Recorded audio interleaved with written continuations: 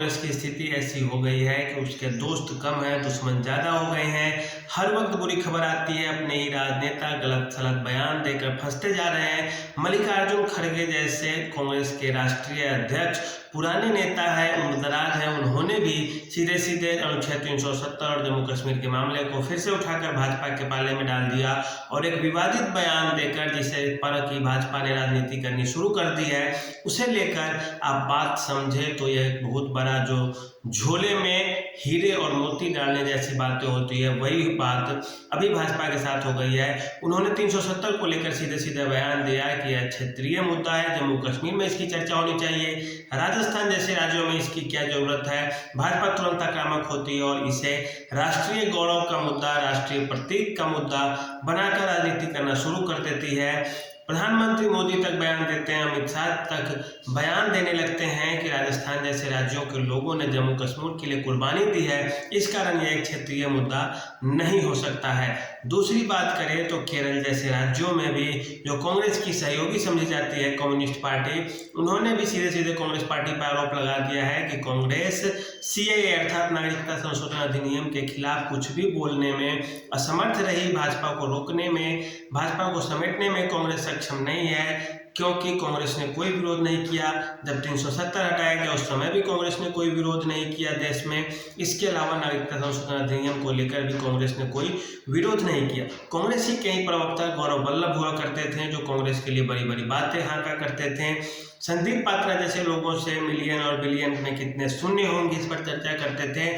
उन्होंने भी सीधे सीधे कांग्रेस पे आरोप लगा दिया है कि देखिए कांग्रेस दिशाहीन हो गई है। मैं इस पार्टी में रहकर सीधे सीधे सनातन विरोधी नारे नहीं लगा सकता और यह आरोप कांग्रेस पर ऐसे वक्त में लगता है जब लोकसभा चुनाव सिर पर होता है। बिहार जैसे छोटे राज्यों में भी जब सीट शेयरिंग की बात आती है तो पप्पू यादव और कन्हैया कुमार जैसे बड़े नेताओं के लिए भी उनकी लोकसभा सीटें सुरक्षित नहीं रह पाती है, उनकी पसंदीदा सीटें नहीं मिल पाती है।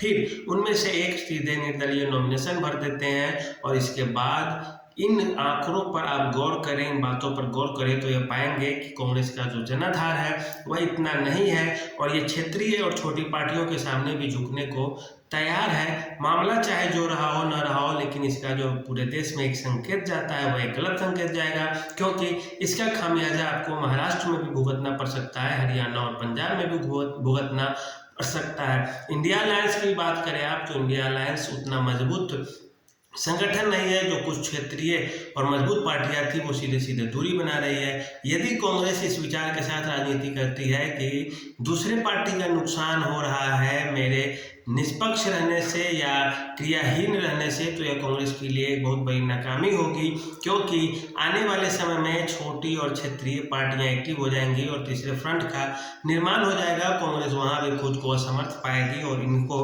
राजनीति से दूर रहना पड़ सकता है। यदि केरल से विरोध की आवाज आती है, तेलंगाना में भी कांग्रेस को एक मजबूत विपक्ष मिला है और वह मौका पाते ही सीधे सीधे भाजपा को समर्थन दे देगी और ऐसी स्थिति में भाजपा सीधे सीधे बिना चाहे मजबूत होती चली जाएगी, क्योंकि उड़ीसा से, तेलंगाना से, असम से और कई अन्य ऐसे राज्य हैं जहां पे जो कांग्रेस के जो दुश्मन हैं वो सीधे सीधे भाजपा के दोस्त बनते जा रहे हैं और भाजपा को बिना मेहनत किए ही अच्छे और मजबूत सहयोगी बन रहे हैं। पार्टी चाहे कोई भी हो, यह एक अलग चीज़ है। राजनीति में पार्टियों का होना जरूरी होता है, मजबूत विपक्ष का होना जरूरी होता है। कांग्रेस इस चीज़ को भी समझे और झूठ मूठ का राष्ट्रवाद का मुद्दा जिस मामले में भाजपा हमेशा भारी पड़ सकती है, क्योंकि भाजपा का जो एजेंडा ही है 370 का एजेंडा रहा था उनका और वो बहुत पहले से ही हल्ला करते आ रही थी और उन्होंने सीधे सीधे संसद में आके समाप्त भी किया और पूरे देश में इसका एक अच्छा मैसेज आता है। इसके अलावा जो बात की जाए आप तो जो अन्य मुद्दे हैं, चाहे राम मंदिर का मुद्दा रहा हो, चाहे सीएए का, भाजपा ने सीएए का मुद्दा उठाया था, उसे लागू कर दिया। राम मंदिर का मुद्दा था वो सीधे चिल्ला चिल्ला कर बोलती है। 370 का मुद्दा हो, चिल्ला कर बोलेगी कि हमारा मुद्दा है, हमने इसको ऐसे किया। और इन मुद्दों पे कांग्रेस को नहीं जूझना चाहिए, क्योंकि इन मुद्दों पे कांग्रेस कभी भी जीत नहीं सकती। ये पूरे देश में ढोलक लेकर पीट सकते हैं कि हम मेरा ऐसा ऐसा मुद्दा रहा है। कांग्रेस इन मुद्दों पे सीधे सीधे पीछे हो जाएगी, क्योंकि यदि वो ऐसा करती है तो सीधे सीधे जो अल्पसंख्यक समाज है उनका वोट इनको नहीं मिलेगा और ऐसा न मिलने से इन्हें सीधे सीधे नुकसान का सामना करना पड़ेगा और खास करके जो क्षेत्रीय पार्टियां हैं वह मजबूत होती चली जाएगी। बिहार हो या उत्तर प्रदेश हो, कांग्रेस का कोई बहुत बड़ा जनाधार नहीं है। बंगाल में था भी तो वह तृणमूल कांग्रेस और भाजपा के बीच बट गया। उड़ीसा में कांग्रेस का मजबूत आधार हुआ करता था, लेकिन वहाँ नवीन पटनायक और भाजपा के बीच अब लड़ाई चल रही है, कांग्रेस का कहीं नामो निशान नहीं। तो इस तरह जब तक कांग्रेस अपनी पहचान खुद की नहीं बनाती है, तब तक लोकसभा जैसे चुनावों को जीतने की बात तो करना दूर की चीज़ है। इससे पहले आप अपने मजबूत पिलर को मजबूत और कीजिए, क्योंकि यही जो है जिस पर बड़ा नींव टिकेगा, और इसके बाद ही आप प्रधानमंत्री मोदी, अमित शाह जैसे नेताओं को रोक सकते हैं। भाजपा का A to Z कार्यक्रम चलता है, जिसमें कैडर वोट से लेकर सारी चीज़ें उसकी एक चैनल के थ्रू काम करती है।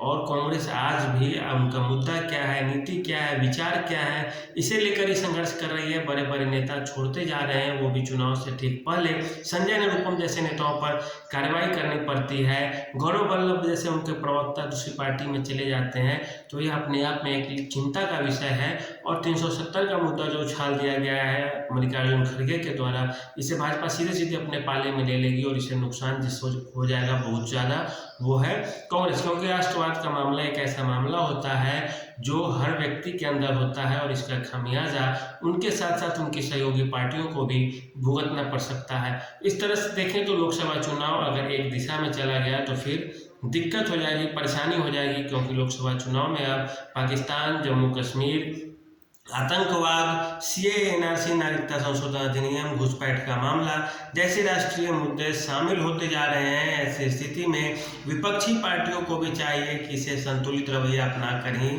आत्मसात करें, अपने पाले में लाए, अन्यथा गड़बड़ी ज़्यादा हो सकती है और चुनाव एक तरफा भी जा सकता है। जाति धर्म की राजनीति एक सीमा तक सही लगती है, लेकिन जैसे ही राज्य और देश का मामला होगा, कई सारे समूह और गुट एक साथ हो सकते हैं। तो आज के लिए इतना ही, धन्यवाद।